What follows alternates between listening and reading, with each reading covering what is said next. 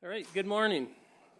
I'd like to call this Niagara Police Service Board public meeting to order for May 22nd, 2025. My name is Pat Kiokio, and I'm Chair of the Niagara Police Service Board. We'll start with the land acknowledgement. We begin the meeting this morning by acknowledging that the Niagara region is situated on treaty land. This land is steeped in the rich history of the First Nations, such as the Adirondack, Haudenosaunee, and the Anishinaabe, including the Mississaugas of the Credit First Nation. There are many First Nations, Métis, and Inuit people from across Turtle Island that live and work in Niagara today. The Regional Municipality of Niagara Police Service Board stands with all Indigenous people, past and present, in promoting the wise stewardship of the lands on which we live. So I'll begin the roll call with members Yip. Present. Members Vice Chair Capsavanu. Present. Member Lawson. Present. Member Steele. He can't hear. There's a problem with the audio, so I don't know if we want to just maybe take a 2-minute recess. Okay. Check. Okay, we're just going to be a couple more minutes here. We're having problems with the audio right now. Just to let you know that we do have regrets from Member Gibson and McKendrick today. And Member Steele is on Zoom, but we're having some difficulties right now. We'll be back in a couple minutes.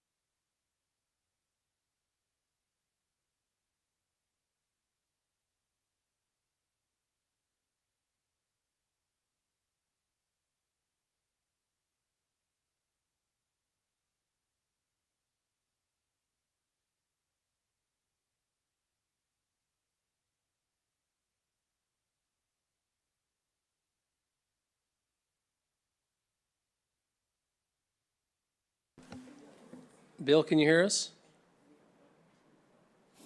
I can hear you now. Can you hear me? Loud and clear, thank you. There you go. All right, thank you, Bill. Thanks, Member Steele, for joining us. We were just doing a roll call. And we'll now go to number 3. Do any members have any declarations of conflict or pecuniary interest? I'm seeing none. We'll go to number 4, the adoption of the minutes. I will go to our Executive Director, Deb Reed, just to make a few comments. I think we do need an amendment to the minutes. Oh, yes, thank you, Mr. Chair. I just wanted to ask the board if they would amend item 9.7, which is a special fund request. Specifically, it was for item number 5, the Ontario Parasport Games. It should read $1,500, not $1,000. Just for that change. Just as amended. Okay. So moved by Member Yip and second by Vice Chair Capsavanu as amended. Any comments, questions? Seeing none, I'll call the question. All those in favor? That carries. Thank you.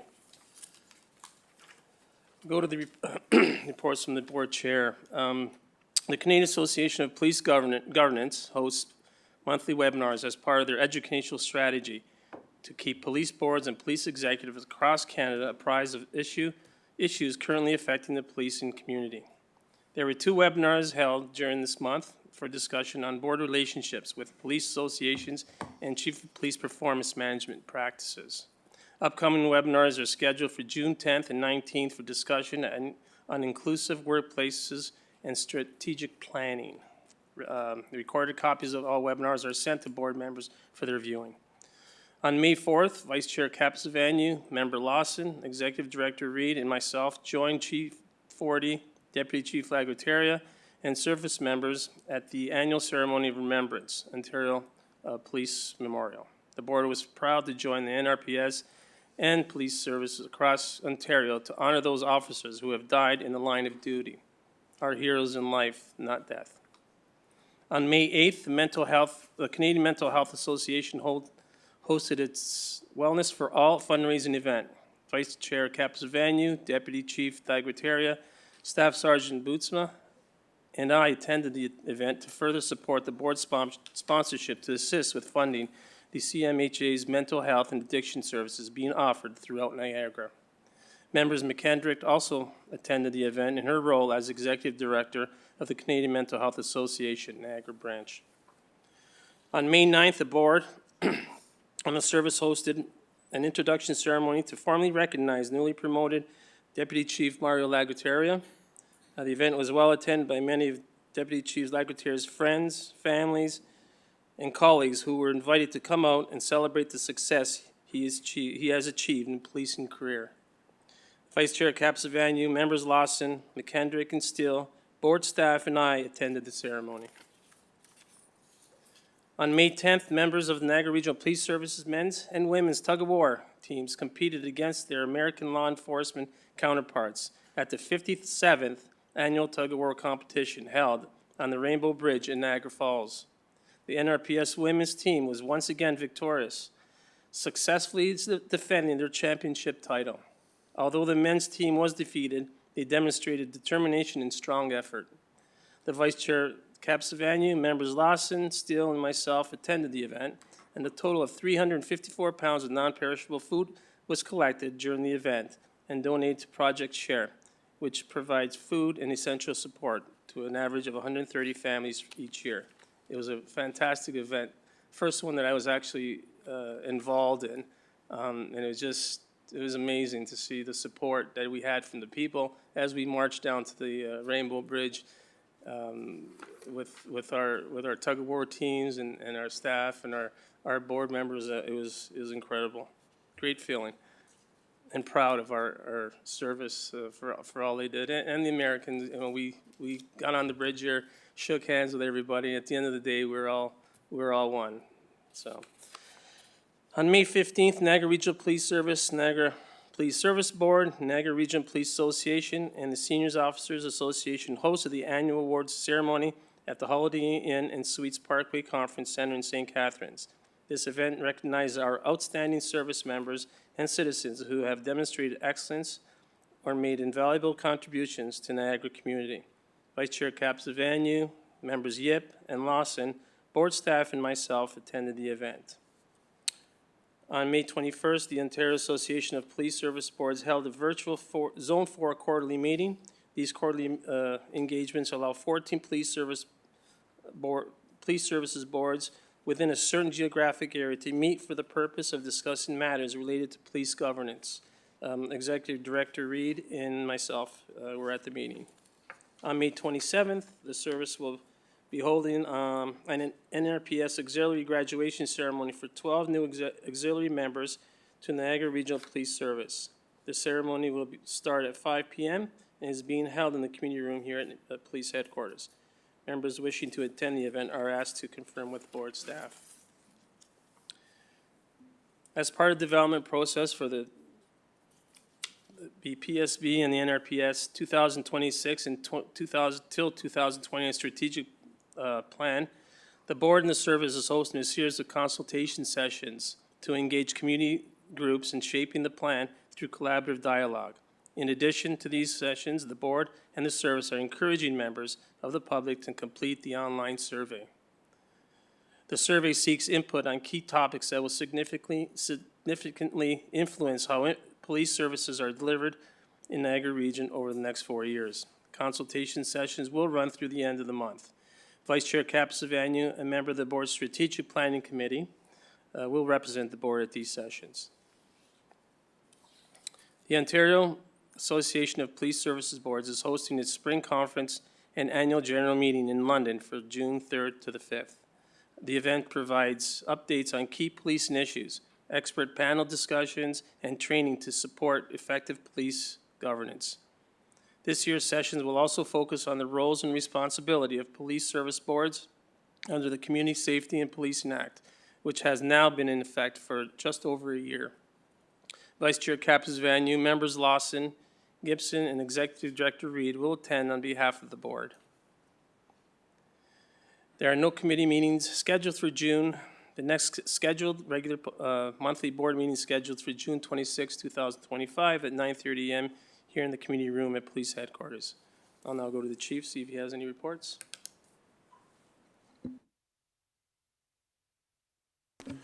Good morning, Chair, and thank you for your comments. And I do have some comments to make.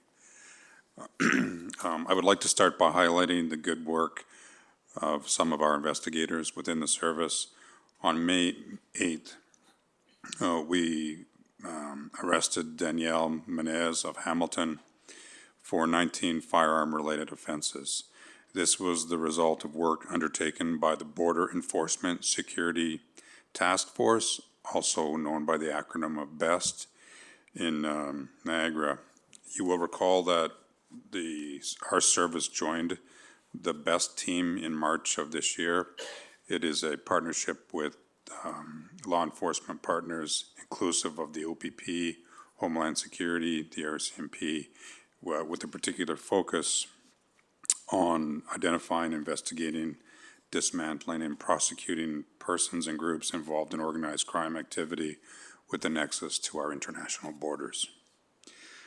In addition, detectives from 3 District or Welland continue to investigate a shooting that occurred on May 9th in the city of Welland. As a result of the investigation, a 28-year-old male residing in Brantford, Ontario, was arrested. He was arrested on May 15th in Toronto and charged with aggravated assault and firearm-related offenses. Detectives from our 1 District office in St. Catharines continue to investigate a shooting that occurred at a downtown St. Catharines nightclub that involved a 16-year-old victim. The investigative theory at this time indicates that people involved in the incident are not local to the Niagara area. And on April 24th, a robbery occurred at Harmony Jewelers in Grimsby.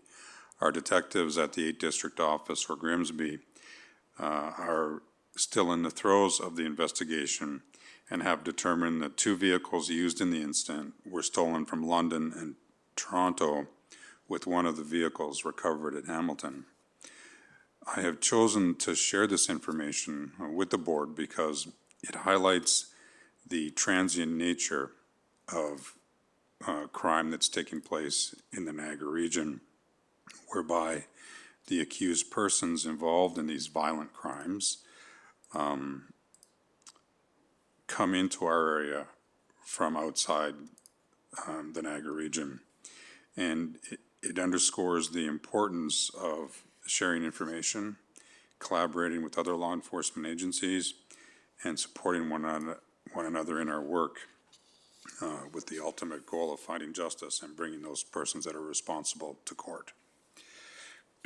With respect to community engagement, Chair, I'd like to walk you through some of the engagement done by our team, some of which I know that members of the board have also been a part of. So I will repeat a couple of the events that you referenced in your comments. On April 24th, members of our EDI unit attended the Bridges Niagara Community Resource Fair. They interacted with newcomers of all ages, answered questions relating to topics such as emergency versus non-emergency situations, matters related to hate crimes, and policing in Canada. Many of these people come from parts of the world where the police are not trusted or viewed favorably, and it provides a platform for us to build relationships and to help educate people coming into our country. That evening, we also had board members and senior leaders in attendance as we held our recruit graduation that you referenced, with 8 new recruits and 3 currently serving members joining us. When I say currently serving, I mean members coming to the Niagara Regional Police Service from other police agencies. On April 25th, we attended the annual FACTS Gala, recognizing decades of support and our service working in support of protecting and strengthening children, youth, adults, and families in our region. On April 26th, we attended the Ridley College for the 116th parade and inspection, whereby hundreds of students and their families participated in an event, and it was an opportunity for us to further showcase the strong relationship we have with Ridley. From April 26th to April 30th, we were at a number of Tim Horton locations across the region to participate and show our support for their fundraising Smile Cookies campaign, with the proceeds going to 11 local charities. On April 26th, our training unit hosted over 50 women from across the region at a recruitment event that was also led by our Women in Policing Internal Support Network. The program included a 1-hour presentation covering our organization, describing the recruitment process, and members providing different career experiences. 5 of our female officers shared their personal journeys, offering relatable insights. Participants also engaged in hands-on experiences with police equipment and different training techniques. These recruiting initiatives resonate strongly with potential recruits and play a vital role in our efforts to increase the representation of women police officers in our service. And I can tell you, Chair, that one of those members reached out to me. One of the persons who attended reached out to me personally and acknowledged Sergeant Nicole Abbott, who is with us here today, and her daughter, and how favorably they represented the service. I just feel I should recognize Sergeant Abbott for her continued efforts. Does she want to stand and so we can see you? I suspect the answer is no.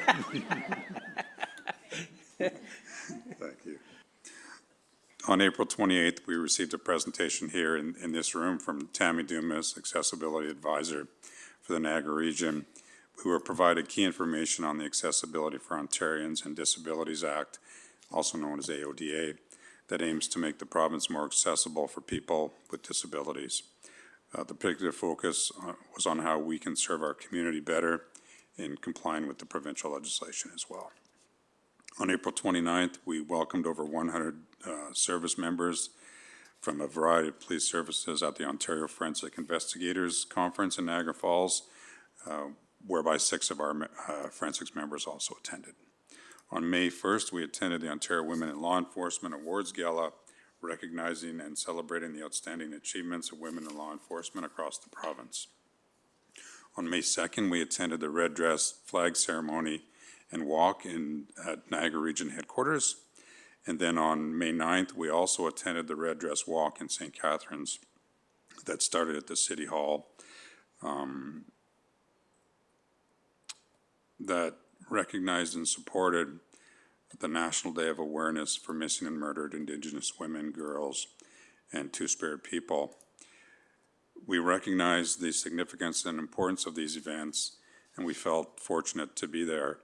And I would like to thank the organizers for inviting us as a police service to participate in that undertaking.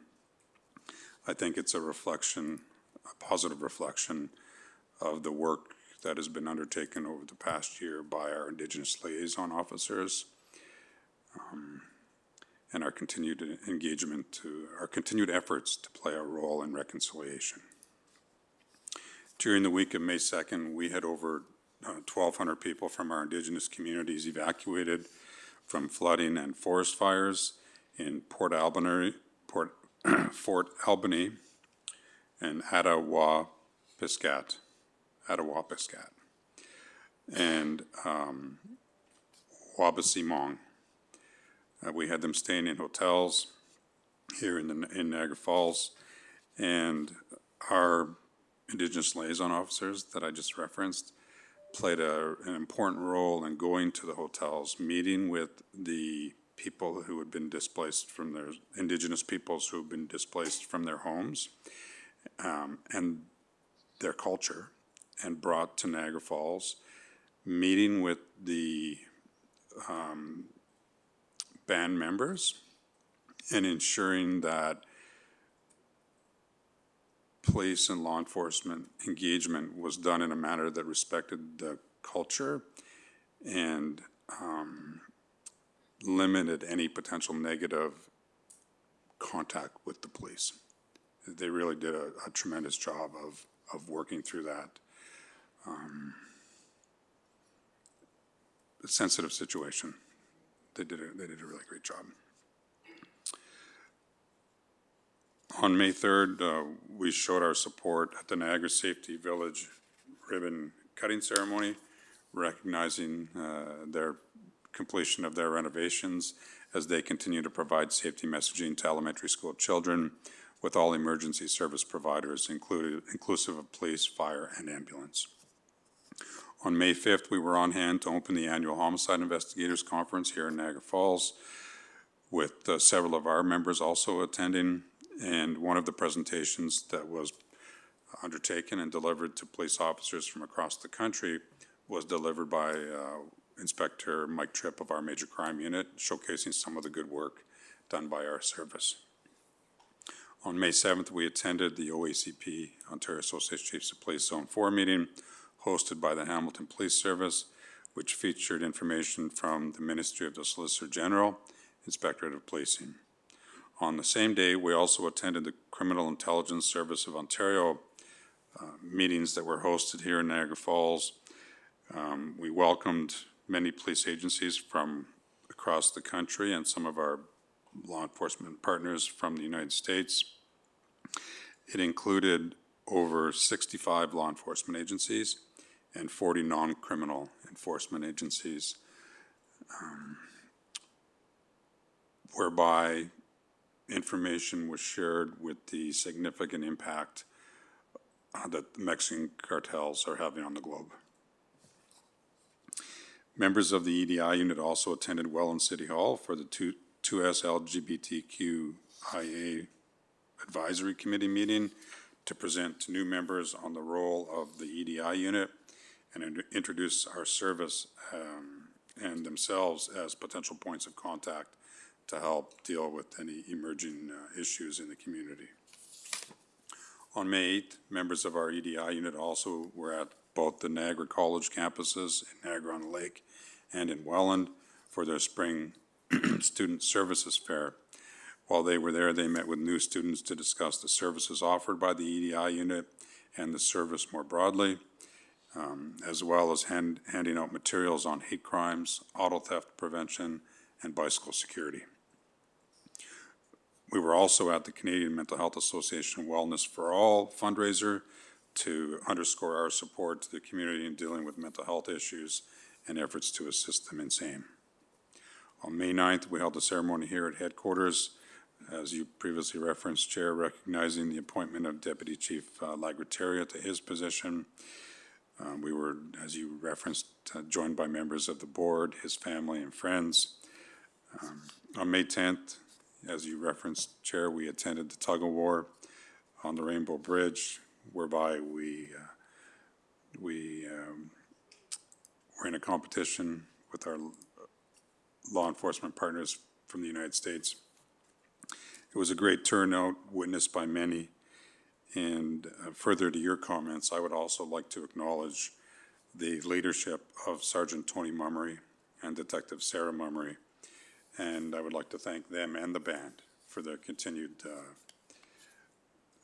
leadership, volunteering their time, and inspiring others to come and be a part of, as you referenced, a great event.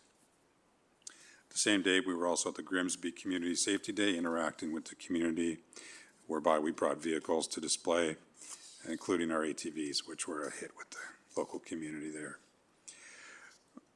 During the week of May 11th to 17th, we participated in Police Week with the theme of Protecting Ontario, and we also participated in the Spring Forward Food Drive, which was led by members of our community-oriented response and engagement unit, also known as a core unit, whereby we teamed up with 10 local food banks and 13 grocery stores to help address some of the growing pressures or needs for food support for persons across the region. Over the past 4 years, more than 67,000 pounds of food and $42,000 in cash and gift cards have been collected by our members, from members of our community. As part of Police Week, we also had our open house at the Penn Center in St. Catharines. Units that attended included recruiting, our emergency task unit, our canine unit, our forensics unit, whereby we had an opportunity to engage with members of the community in a really positive and inspirational way. During that week, we also announced the return of our Citizen Police Academy. In that program, successful applicants undertook or participated in an 8-week program, 2 hours a day, whereby they experienced some of the investigative processes undertaken by the police. They had the benefit of seeing how we are trying to modernize policing in Niagara and develop a better understanding of police operations, challenges, and community safety efforts. Yesterday, we attended the Fraud and Counterfeit Conference here in Niagara Falls to welcome the attendees, including members of our service. In addition, Deputy Chief Waslovich attended the Hate Crimes and Extremism Investigative Team Conference, which was also in Niagara Falls. This event, this team is a multi-agency group that meets regularly to collaborate and develop strategies to address issues being seen across police services dealing with these issues. Also yesterday, we completed hosting the 10th Annual Student Film Festival with a panel of judges, and Deputy Chief Lagrataria represented us at that event, with the winner being from Notre Dame and Welland. The festival featured a contest open to grade 9 to 12 high school students to help raise awareness of the challenges and consequences of topics that include domestic violence, distracted driving, teen suicide awareness, etc. This year's topic was opioid education and awareness, and students submitted videos that were judged on a predetermined criteria. This is an annual event that offers the service a unique partnership with the youth in our community, where together we partner and discuss safety and well-being in a productive manner. On May 31st, we will be hosting a prescription drug drop-off day at all our districts to allow citizens to safely dispose of unused medication. We were able to take this proactive measure in partnership with the OPP, NHS, and Public Health. I'm extremely pleased to provide the following update on our police record checks, because I know that has been something that we've discussed here several times over the last couple of years. Under the leadership of Superintendent Staniforth and our records manager, Laurie Switzer, and their entire team, I can tell you that we have reduced the backlog from what was 12 weeks last fall to 1 week is the current backlog now. With our goal is to turn things around in 2 weeks. So we're meeting our and surpassing our expectations. We have fully transitioned our system and have identified many efficiencies for both the public and our members. Further to this process, we are continuing to explore additional features within the software to try to find additional efficiencies in processing these matters. I'm also pleased to report a new partnership program called the Tourist Ambassador Security Program, funded by the Niagara Falls Canada Hotel Association in the tourist district, who will provide security and liaise with police as needed. We look forward to working collaboratively with them to try to proactively address any safety concerns with the goal of keeping residents and visitors safe. As you referenced, we have been working with the board in developing, helping support the development of the strategic plan. And then finally, with respect to member wellness chair, as you referenced on Sunday, May 4th, the members of the board, members of our service, attended the annual Police Memorial Ceremony of Remembrance at Queen's Park in Toronto to pay our respects to fallen officers who've died in the line of duty, to pay our respects to their families and to their loved ones. As we continue to support members of the service and resilience and well-being, all members of our communications unit, which truly are the first responder, who do outstanding work every day, have completed a Resilient Minds online course through the CMHA. And then on May 14th, our executive leadership team had the benefit of receiving a presentation by members of the Niagara Vanguard. The board will recall that the Niagara Vanguard is a group of members who volunteer their own time to teach Brazilian Jiu-Jitsu to our members, committed to enhancing both public and safety, the confidence of our members and the general public by having our members have advanced training in grappling skills and alternatives to using force, with a particular focus on de-escalation. I'm getting close to the end, Chair. On May 15th, we held our annual award ceremony, whereby we had an opportunity to recognize outstanding work by some of our members, but equally as important, some outstanding acts of selflessness and heroism by members of our community. On May 15th, we also attended the Niagara County Interfaith Police Memorial Service at St. Peter's Church in Niagara Falls, New York, to pay tribute to fallen officers on the other side of the border. And then finally, Chair, on Sunday, June 22nd, we will be at the Ontario Police Suicide Memorial in Toronto to pay our respects to officers that have died because of the line of duty. It is an expression of our support for their families and loved ones. And that concludes my comments, Chair. Thank you, Chief Forty. I know it's been a busy month, but it does not go unrecognized how great the service is doing with meeting with the different community groups and building those relationships. I think it's very important, and the service is doing outstanding in that aspect. I'll go to members, see if they have any questions or comments for the chief. Seeing none, thank you, Chief, for your report. We'll next go to presentations. We do have one presentation this morning. It's on traffic management and road safety. I'll ask the chief maybe if he wants to introduce the presenters. Thank you, Chair. It's my pleasure to introduce Sergeant Jeff Dam and Sergeant Sean Donovan from our... Jeff Finch, sorry. Did I say Jeff Dam? Jeff Finch, sorry, Jeff. Wrong Jeff. Thanks, gentlemen. Sorry, thank you.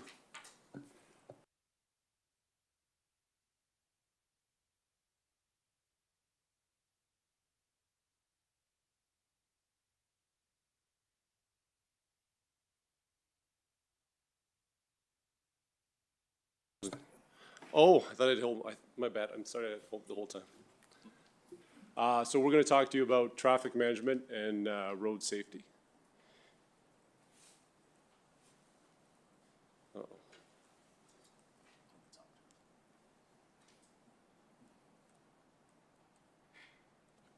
Point it in any particular direction.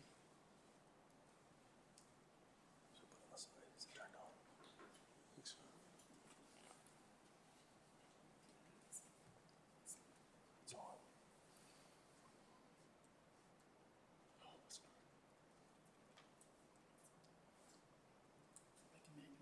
Okay, so that'd be great, thank you.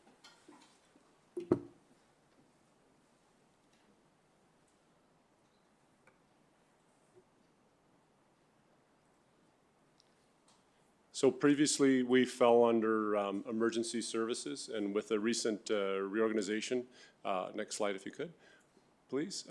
With the recent reorganization, we now fall under community services.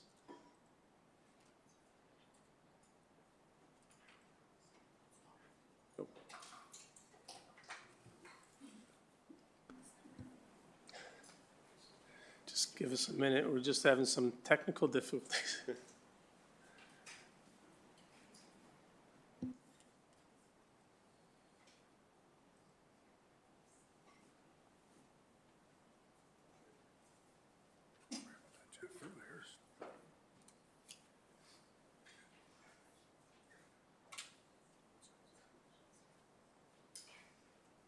Okay, sorry about that. You can Okay, start now. okay to start? Yep. Yeah, so, like I said, we recently fell under emergency services. With the recent reorganization, we now fall under community services. And then within that, we're broken down into 2 units. TEU, the Traffic Enforcement Unit that I'm going to talk to you about, and the CRU, or the Collision Reconstruction Unit, that Detective Sean Donovan is going to talk to you about. Next slide, please. So we have 1 staff sergeant that oversees TEU and CRU. And then specifically in TEU, we have 2 sergeants, and the sergeants work a 4 days on, 4 days off day shift, and we have 19 constables that work a 4 platoon schedule, 4 days on, 4 days off. Next slide, please. So obviously, our biggest responsibility in TEU is enforcing the Highway Traffic Act, writing tickets, and in fact, or PONs, as we call them, provincial offense notices. We write 27% of all the PONs issued by the Niagara Regional Police Service, and we were just shy of 7,000 for last year. We are also responsible for taking all of the public complaints, the traffic complaints, compiling them into a list, and then actually responding and enforcing to them. Next slide. And how we do that is we have a traffic hotline. So we have a phone number that the citizens can call in if they have a concern with the traffic, with the speeding, with the loud exhaust, whatever it may be. We also, you can be emailed traffic complaints at niagarapolice.ca, and there is an online form available on our website. So we receive those complaints, they go and we have them logged, and then our TEU officers respond to them directly. They do their best. Actually, if you call in a complaint and you leave your phone number, generally they will call you and tell you that they've addressed the complaint or what the results were, if your number was there. Just as a side note, just because you've put in a complaint and it doesn't look like we've showed up, we all drive unmarked vehicles, so we may have come to the complaint and you may not even realize we are there. We are currently working with IT, looking to come up with what they're calling a dashboard that will allow us to not just have members of TU, but our list of complaints that we get in will also be available to uniform officers as well. Oh, thank you.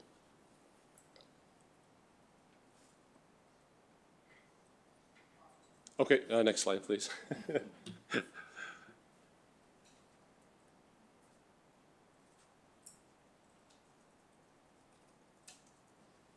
Okay, so what you're looking at here, this is our top collision intersections from 2024, from last year. Not specifically like fatals or life-threatenings, just total amount of collisions, and we've gathered that data from our collision reporting center and from the MTO, and you can see predominantly a lot of them fall into Niagara Falls and St. Catharines. So why am I showing that, and what do we do about it? Well, we take in all the stats we get and we try to address them. Specifically in TEU, we will send people out, uniform as well, we'll send out whether enforcement is something that can address whatever the particular concern is. If that doesn't work, and then we'll increase it into including the region, perhaps something needs to be redesigned or re-signed at that particular intersection. Next slide.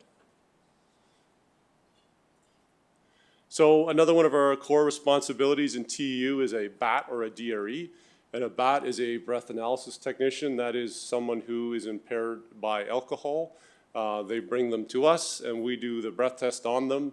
All of our TEU members, every single person in there is a qualified breath analysis technician, and we do approximately 500 breath tests a year. We did 472 last year.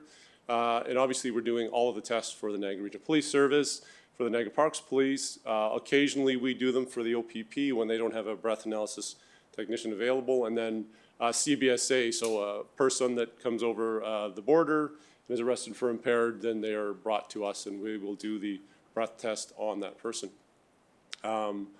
We in TU are also responsible for the maintenance and calibration of all intoxilizers and ASDs, or approved screening devices, throughout the region. Most of our TU members are also a DRE, or a drug recognition expert, and that is somebody who's impaired by drug. And we do approximately 70 of those per year. We did 67 last year. And as a side note, I can tell you, as somebody who's recently successfully gone through the DRE course, I spent years in forensics and years in collision reconstruction. I took some very hard courses, but this DRE course was by far the most challenging course I've taken in 27 years of policing. So my hat's off to everybody who's successfully made it through in TU into the DRE course. Next slide, please. We're also responsible for RIDE, or Reduce Impaired Driving Everywhere. Generally, we'll do 15 to 20 of these throughout the year. We like to, schedule them around holidays or long weekends, with obviously the goal of getting impaired drivers off of the road. And as you're probably aware, we do receive provincial funding for that, for rides, and I think it was just shy of $50,000 last year we received for the RIDE program. Next slide. We're also responsible for speed management. So by that I mean the radars and the LiDARs and the radars in the cars. All of the new recruits, when they come through, they come to us. We have members of TU that are trainers, instructors, and all the new recruits come to us for 3 days, and they are qualified to operate the LiDARs and the radars in the car. That qualification lasts for 3 years, 36 months. So at the end of that 3 years, we in TU are also required to requal people before they expire to make sure that people are up to date. We're also responsible for the maintenance, repairs, and the purchasing of all new speed management equipment. And that picture down there, that's from one of our back to school. So one of the things we do in TU is we organize, and everybody from the chief, everybody comes out. We do a back to school, as I'm sure most of you are aware, that sort of Tuesday before we go back to school in September. We're out there and enforcing the rules and trying to teach people and keep our kids safe on their first day of school. Next slide. We also have some responsibilities to other units. A number of our TU officers are trained to level 2 collision reconstruction. And by doing that, they're able to attend some of these serious or fatal collisions prior to even the collision reconstruction unit being paged. Is some of the evidence from a from an actual crash is perishable. Tire marks do actually disappear. So our TU officers, who are working 24/7, will attend the scene of a serious collision. They will make sure that evidence is preserved and marked, and that the scene is secure for eventually when the reconstruction unit attends. And at that point, they'll actually help the collision reconstruction unit do the investigation. We do backfill in TU. We help with missing persons in crisis, and we back on a lot of calls. It's quite common to see the TU guys and girls backing at particular calls. And then we are, from time to time, called to assist ETU or the Emergency Task Unit with warrants and with calls, whether it be with long guns containment, transporting prisoners, or as simple as blocking the road to make sure that citizens are safe from whatever happens to be going on with ETU. Next slide. Some of our members of TU are trained as RPAS pilots, as a drone. Most of our members in TU are trained to operate the Project Lifesaver equipment. That is for vulnerable people. We have equipment to locate them if the vulnerable person is signed up for the Project Lifesaver project. And then we have one TU member, Constable Chadwick, who is trained right up to MTO level as a commercial motor vehicle inspector and assists the MTO with truck inspections, and we work with them and they work with us. In fact, we were out yesterday, all day yesterday, out at the scales in Vineland, basically getting vehicles that would try to bypass the scales and get around. So we were actually bringing them in and taking, and Constable Chadwick was there taking these vehicles off of the roadway, unsafe vehicles. I think that's it. Sure. Thanks, Sergeant Mitch. Good morning, board members. Good morning, executive leadership team. Next slide, please. I'm Sean Donovan. I'm the detective sergeant in the collision reconstruction unit. And together with Jeff Inch, we share one staff sergeant with traffic enforcement. That's Staff Sergeant Todd Lantz. My unit is authorized for 6 detective constables. Those detectives work Monday through Friday, 7 a.m. to 10 p.m. Following the 10 p.m. hour, which I would say would be 90% of our call volume, my members are voluntarily coming in to attend those calls for service. Next slide, please. So our mandate, we are responsible for the investigation of all vehicle collisions that result in fatal or life-threatening injuries.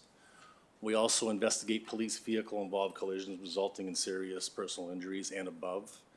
And finally, we attend all fail-to-remain collisions resulting in serious personal injuries and above. And there are additional responsibilities that we take on, which I'll get into further into the PowerPoint. So what you're looking at here is a photo from 7th Avenue in Lincoln. This occurred in July of 2015. I was not in the unit then. The gray box truck you're looking at was traveling, I believe, northbound on this road. The operator of the vehicle was on their cell phone when they realized there was 2 vehicles parked ahead that were waiting to turn left.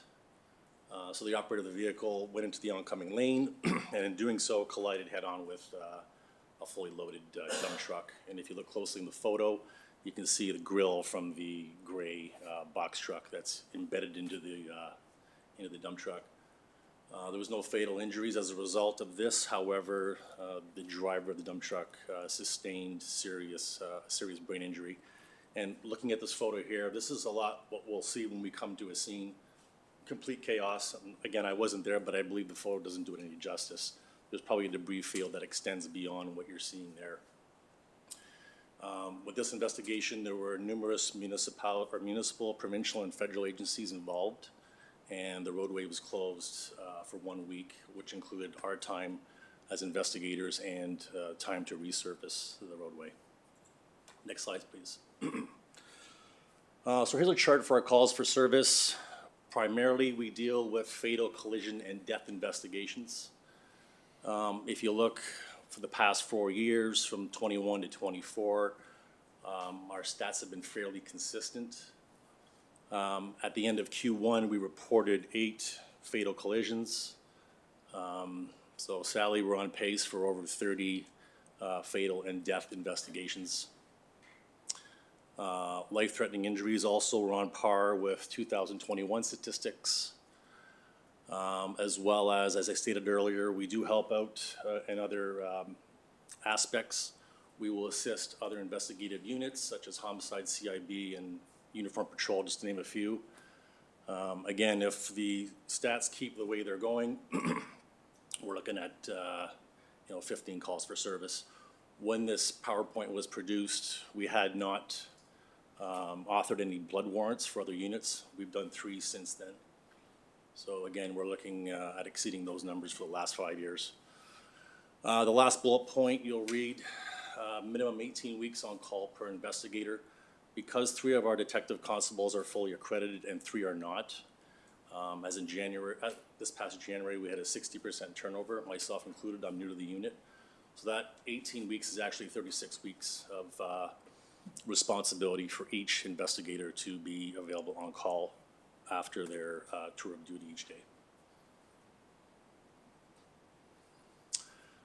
Training. So this is the bread and butter, level 3 and level 4 of what a collision investigator needs to have in their toolbox to investigate collisions. Heavy math and physics component to this training. It's a very intense training. You're putting in 12 to 14 hours a day with case studies after your class. To sum it up, what they're learning on this course would be equivalent to a university professional engineering student would learn. Next slide, please. So what you're looking at here is a photo of a collision that involved a young man who stole a side-by-side off-road vehicle. He was driving it in the dark when this collision occurred. He went head-on with that Honda Accord you can see in the corner of the photo there. This is what represents a TCI Level 3 investigator's job. So all those cones, the way they're positioned, the color that they are, you'll see some are knocked down on their sides. That all means something. It identifies skid marks, it identifies debris. There's many aspects that it identifies. All that information will be collected by using surveying equipment or drone equipment. So when our officers attend these scenes, there is a technical collision investigator, level 3 trained person, and a level 4 trained officer or investigator. Again, this builds on the level 3 principles. It's heavy math and physics. There is a momentum piece to that training where it involves mathematical equations that can be over a page in length. In addition to their training, our officers will learn how to retrieve information from what's called the airbag control module, or otherwise known as a black box. Every vehicle has one. In that black box, excuse me, you'll get information like steering rate, acceleration, braking, if the seatbelt was clipped in, and all that information is used to corroborate the information that we find at the scene and that we learn later. Also very important to know, recent case law came through this year. So when our officers attend these scenes, it's very important that the level 3 investigator does not receive information from the level 4 investigator, so their investigation can be done objectively and fairly. It's only later in the investigation that all the information from each officer will come together. Next slide, please.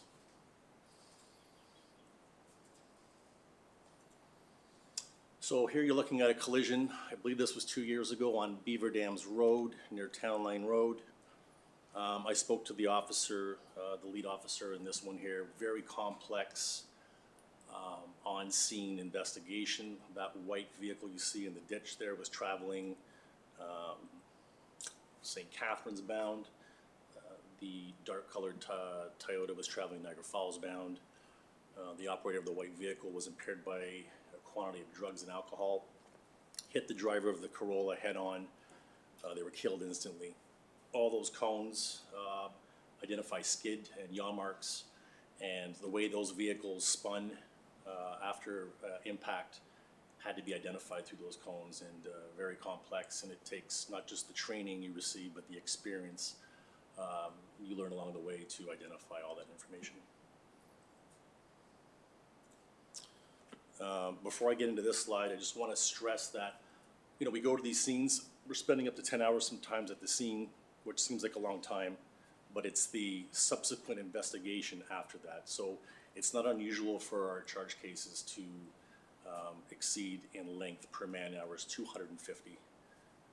And these go on for years, and there's also the consideration of court process after that, and then also supporting victims' families, which involves meeting with them, providing them resources. In addition to that, down the road, it's very routine. We'll get requests from insurance companies to compile our findings in a report for them as well, which again takes more time to process while managing a caseload of other responsibilities. As I mentioned earlier, we do support other units. Homicide and CIB we have supported this year with their needs, whether it be mapping a scene, or extracting information from the airbag control module to help them with their prosecution. We do author blood warrants. We do that. What is required there is we receive judicial authorization from a judge who signs off on a report, if you will. that allows us to obtain blood results. Let's say if it's an impaired investigation, so we'll get the blood results of the individual who we're charging, or if there's any drugs in their system, again, to help build our prosecution. We also offer training, and I think Sergeant Inch touched on it a little bit there. His officers are trained as level 2 investigators, so they're paramount to our investigation. They will actually attend the scene before we get there. They'll help manage the scene, collect evidence, tape off the roadway, and make everything safe for the public.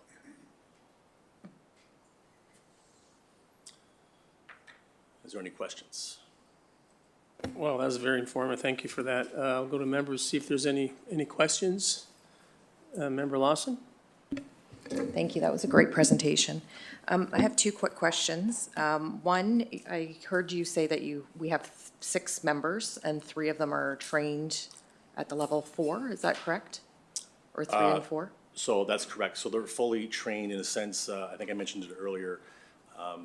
The bread and butter of collision reconstruction when it comes to training is having the level 3 and 4 courses. Those trained officers, their education never stops. It always continues, and there's other courses, advanced courses that build on the bread and butter, if you will. The other 3 investigators are trained level 3 as of a few weeks ago. That said, they don't have the life experience component yet out in the field, but they will over time. And this coming November, those 3 new detectives are scheduled to sit in on their level 4 training. Perfect. That was going to be my question. And then another question, probably more for the public. I know there's a lot of questions around the speed cameras and red light cameras. You mentioned that 27% of the tickets that you issue are just the tickets that we're issuing. How does the speed cameras and/or the red light cameras fall into the jurisdiction of the police? That'd be a great question for Sergeant Inch. So obviously, I'm all for anything that reduces people's speeds. Does it affect us directly? No, I mean, obviously, we're not going to set up and do a right or lighter at a speed camera. But I'm all for anything that makes our roadways safer at the end of the day. Thank you, Member Lawson. Any other members? I don't see any. Just a couple questions. Just for the people that do call in, I see you have the traffic hotline. What are some of their complaints that? I would say they predominantly are speeding. If I give you probably 80% of them are speeding. But I've seen a huge increase in stop sign, people running through stop signs. We go through, we'll get loud exhausts, maybe a dirt bike or an off-road vehicle going up and down a road, but majority of them are speeding. And but there's some stop sign, I think, is becoming increasingly a concern amongst our community, and it legitimately is. So really, they're calling you just to let you be aware that there's concerns in that area in regards to speeding, because you're not going to catch the person speeding when. Yeah, so it's not just for the public. It's not something if you have an impaired driver or some active something driving infraction that's happening in front of you. Obviously, you just want to, if it's an impaired driver, you're calling 911. But if it's something else, call or dispatch immediately, because it is not, that traffic line is not managed 24/7. It's, daily it's checked, but it's not, somebody's not checking it 24/7. So if it's something of an urgent traffic complaint, make sure it gets up to our dispatch, and one of the uniformed officers on the road can get to it immediately. Yeah, that's what I was trying to get to. Second question, on a shift, how many officers, I see you've got 19 officers altogether, but on a shift, how many officers would be covering the Niagara region? So either 4 or 5 per platoon 4 or 5. with the sergeant working. Okay. Yep. Good. And here's the other officer.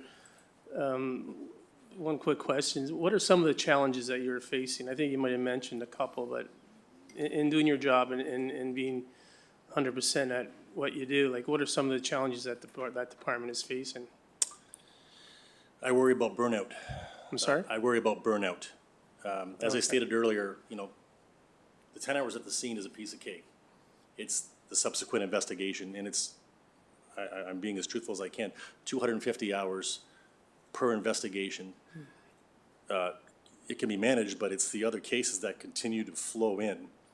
And this year has been unprecedented. Like, as I stated earlier, we've had 8. It probably soon will be 9. We have one individual who's in hospital right now with life-threatening injuries, probably not expect to make it.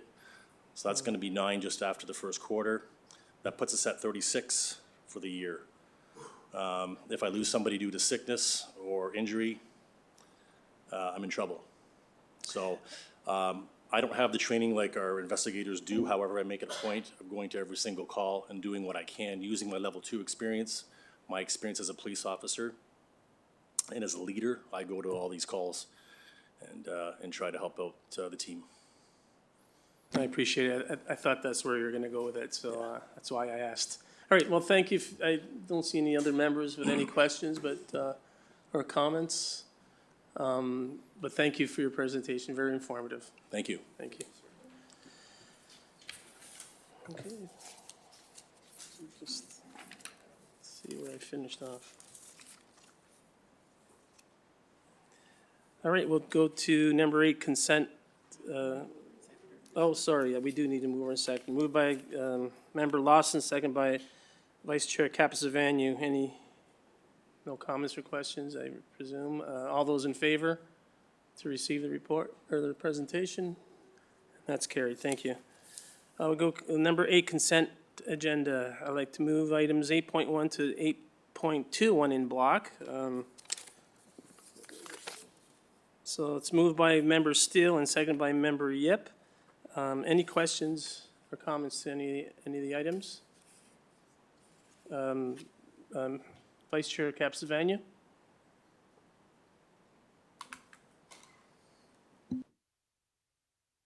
Thank you, through your chair. I just have questions on item 8.4, the variance for the budget. Yep, go ahead, Chair, Vice Chair. Actually, there's just a few questions I just wanted to find out from you, Chief. And the first one's around clarification and just accountability.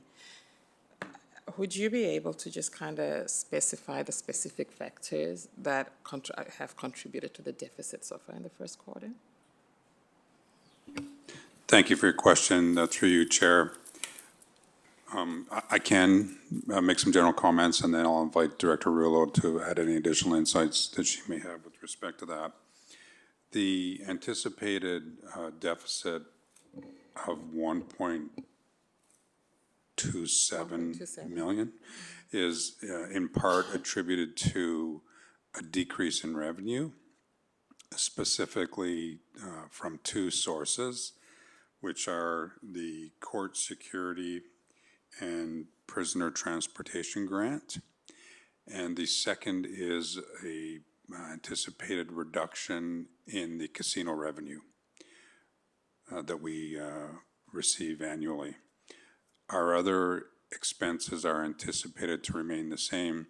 So when we contemplate the reduction in income, the impact of that is an anticipated deficit, forecasted deficit. And with your permission, Chair, I'll just invite Director Rulo to see if she would like to top up my comments. So through to the chair, and thank you, Chief. It's important to note that this is the report as of year-to-date March, so it's 3 months in. Typically for forecast, at this stage, we typically would just say we're going to be on budget. Unfortunately, these 2 revenue sources that the Chief has explained, they were significant enough for us to just highlight that should we be on budget for all of our expenditures, we are likely to incur this deficit. The court security prisoner transport grant is a sizable grant. It's budgeted about $7 million. And we find out at the beginning of the year, so January 2025, they announce what we're actually going to be receiving for the year, and they announced $6.2 million. So we know that by the end of this year, we're going to incur at least a $700,000 deficit for that revenue source. The second one is the casino, and the reason why we've sort of projected a deficit for the casino is that we noticed that first quarter results were representative of, or were in line with 2024 first quarter. And we ended up at about 3.4 million by the end of last year. For the casino, we tend to see a reduction in revenues for OLG transfers to the city of Niagara Falls in the first quarter, but they pick up in Q2 and Q3, and then we also notice a decline in Q4. So because in 2025 we're seeing the same trend as we did last year, we just wanted to be conservative and assume that we may end up at the same position that we did last year, which was about 3.4 million. We did reduce the budget to 3.9, and so that's where we get the additional 500,000. So the combination of those two were the reason why we're projecting a deficit of 1.2 by the end of the year. I also want to add that we have highlighted those two revenue sources as budget pressures for next year as well, and we've added them in, and for next year, that would result in about a 0.6% impact to the budget. Thank you. Through you, Chair. The other questions I had were answered. Thank you, Director Rulo.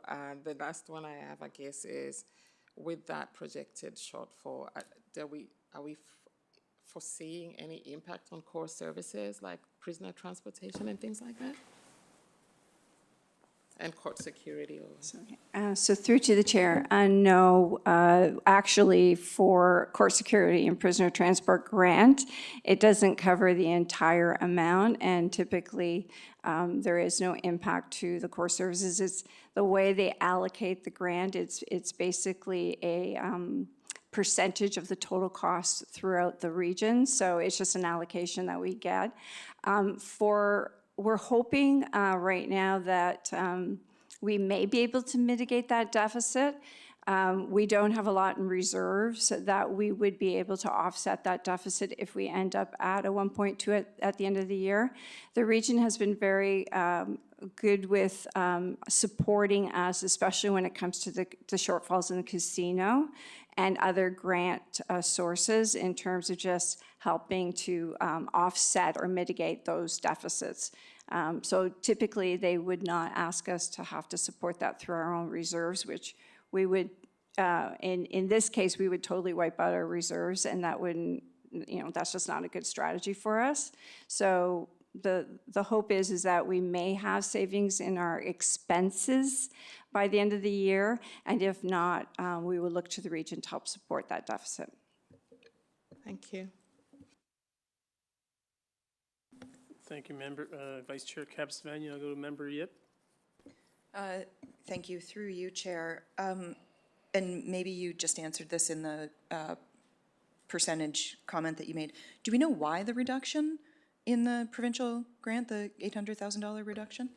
So through to the chair, it's a formula, and basically what it is they take all, we report annually our expenditures, our actual expenditures. So the 2025 revenue is, a grant allocation is based on our 2023 actuals. And what they do is they only have $125 million to allocate to all of the services that provide the court security and prisoner transport. So basically what it is we all submit our annual, they then allocate the $125 million, which is not enough to support the entire. So it's just, it depends on if other services have had higher expenditures, they will get a larger share of that. So unfortunately, because they announce it at the beginning of every year, and when we're preparing our budget, we're not sure exactly how much we're going to get. We've been using a 3-year average, and we were quite high. Last year, we received $7 million. This year, we received 6.2. So that's how they allocate it, based on just your percentage of your expense over the total provincial costs. Thank you for that, through you, Chair. And I'm asking this because there have been other provincial formulas that haven't made sense. Does the formula that's being used for this particular thing make sense? So through to the chair, in my opinion, no, it does not. However, because they're basically awarding revenue to perhaps a service that would be more less efficient than others. So there's no incentive to be efficient in that formula. However, I have to state that in the last couple of years, they've also asked for performance metrics. So they're asking for the number of persons in custody that we bring before the courts. And it's my hope that they're going to use that additional information to help with the allocation and then allocate according to volume and not necessarily cost. But at this point, they have not applied the additional information as part of the formula. Okay, thank you for that, through you, Chair. So it may be important for this board at some point to advocate for a change in that formula then. I mean, it took years and years and years at the region with respect to funding for homelessness, but they did eventually, the province did eventually adjust the formula. The other question I have then, through you, Chair, is with this deficit, this then, out of necessity, hits the property taxpayer, does it not, in terms of the budget discussions that we're going into right now? So through to the chair, yes, it was significant enough for me to add it as a budget pressure for next year. It's unfortunate because we're already have a significant increase for next year, and this additional pressure of 0.6 to our base is not helping. But we have communicated this to the region. They understand that we don't have a lot of opportunity when it comes to additional revenue sources outside of the levy. So unfortunately, when we lose the revenue sources in casino and grants, it does put the pressure back on the levy. Thank you, through you, Chair. And I mean, it's a common thing that we're dealing with at the region, where the province is not funding things that they have or should in a way that makes sense, and so then it ends up hitting the levy and impacting our residents. So, thank you. Thank you, Member Yip. I have Member Lawson. Thank you. Actually, Member Yip covered most of it. I just wanted to add to that, saying that perhaps when we are discussing this with the province, or at some point when we're discussing it with the province, we also discuss the timing of the grants. We've talked about that in the past. We've had meetings with the minister's office, Solicitor General's office. They're saying like they need to get the timing of the grants in a better way, because it makes it very difficult for us to go forward with a true budget, and then we're left in a position arguing or asking for more money when we were relying on information that we had in the past, which is now not correct. So I'd just like to add that to it for discussion later. Thank you, Member Lawson. That's definitely something direction moving forward with Member Yips as well. Any other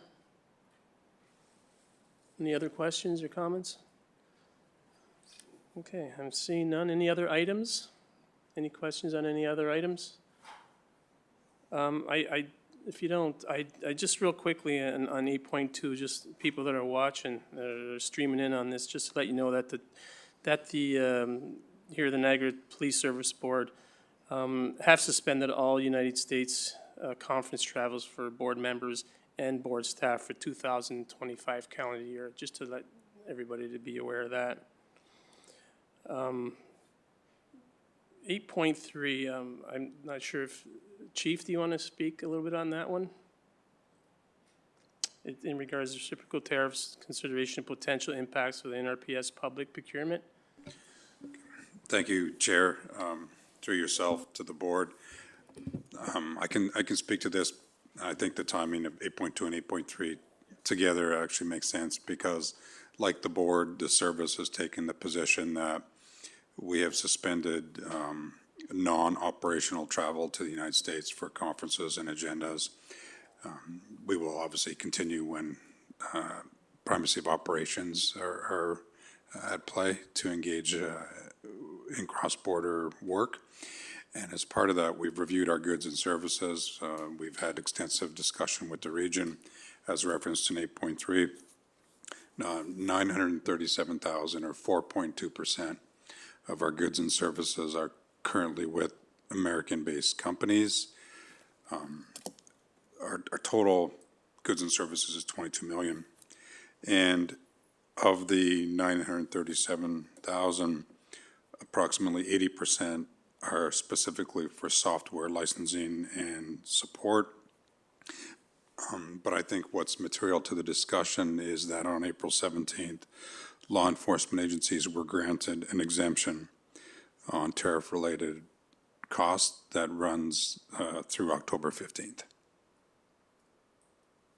Great, thank you for that.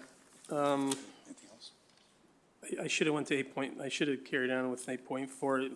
Chief, is there anything else you wanted to add to that discussion? I apologize. I'm sorry, with respect to 8.4? Financial variance overview, I should have went to you after the speakers, but was there anything else that you wanted to add to it? No, thank you, Chair. I think the questions that were asked through those questions and then Director Rulo's responses, the appropriate attention to those details has been highlighted. All right, thank you. I don't see any other members. I will call the question. I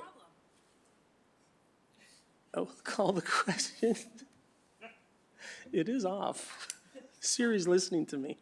I will call the question. All those in favor? That carries. Okay, we'll go to new business. 9.1, Police Service Board Bylaw Amendments, Police Foundation Program. Moved by Vice Chair Capus-Vanu, seconded by Member Lawson, that the board adopt the amended bylaw as appended to this report. Are there any questions or comments, please? I don't see any. All those in favor? That carries. Thank you. 9.2, that the board approve, moved by Member Yip and seconded by Member Steele, that the board approve payment of budgetary support, quote, number 0008243 in the amount of $885,164.38, net of AHT rebates for the service Versatterm Public Safety Annual Maintenance and Support. Any comments? I don't see any. I'll call the question. All those in favor? That carries. Thank you. Next item, 9.3, special fund request. Before we consider the special fund request listed under item 9.3, special fund request number 1 to number 8, I would like to remind members of the public that the special fund does not form part of the police operating budget and is separate from the regional tax base. A special fund is a discretionary pool of funds which is used for grants and charitable donations. Disbursements from the fund are made in accordance with guidelines provided in the Community Safety and Policing Act and with Board Bylaw 403-2024, Special Fund Administration Limitations and Guidelines. So there are 8 listed here. I'm just going to go through them. Number 1 is ETU Half Marathon, request for $1,000. Number 2 is MAD Canada Message Yearbook, 1,016. Motorcycle Ride for Dad is $2,000. Ride to Remember is $6,250. Run to Remember is $3,500. United Way Kickoff Fire Truck Pull is $3,000. Wellspring Gal is $1,600. And Wise Girls Red Tea is $1,000. So moved by Member Yip, seconded by Vice Chair Capus-Vanu, that the board authorizes special fund donations as outlined in the report and approve payment in the requested amounts. Any comments or questions? I don't see any. I'll call the question. All those in favor? And that carries. Number 10, other new business. Do any board members have any other new business?